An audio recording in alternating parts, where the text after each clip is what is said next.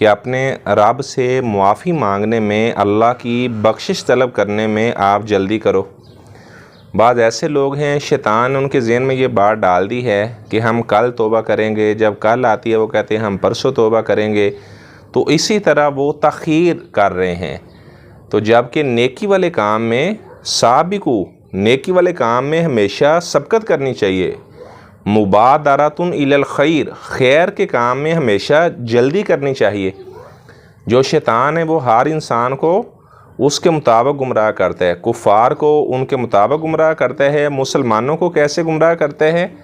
اسے یہ نہیں کہتا یہ نیک کام ہے تو یہ برا ہے، ظاہری بات ہے ایمان والے کسی بھی نیک کام کو تو برا نہیں سمجھیں گے، تو وہ انہیں کہتا ہے کہ آپ اس کام کو ڈیلے کریں، آپ یہ کل کام شروع کرنا۔ کتنے ایسے لوگ ہیں جو کہتے ہیں ہم کل سے نماز شروع کریں گے، کتنے ایسے لوگ ہیں جو کہتے ہیں ہم کل سے تلاوت شروع کر دیں گے، کل سے ہم صدقہ خیرات کریں گے،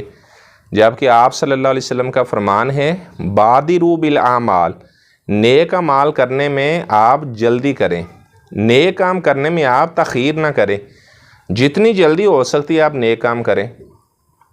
آپ صلی اللہ علیہ وسلم نے فرمایا کہ قیامت کے قریب یصبح الرجل مومنا ویمسی کافرا، صبح کے وقت انسان مومن ہوگا، شام کو کافر ہو جائے گا، شام کو مسلمان ہوگا، دن کو کافر ہو جائے گا۔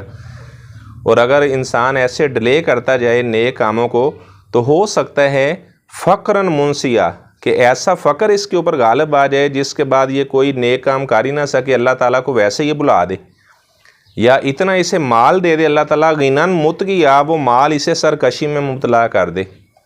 یا پھر ایسا بڑھاپا اس کے اوپر آ جائے جس سے اس کی عقل کام کرنا چھوڑ دے۔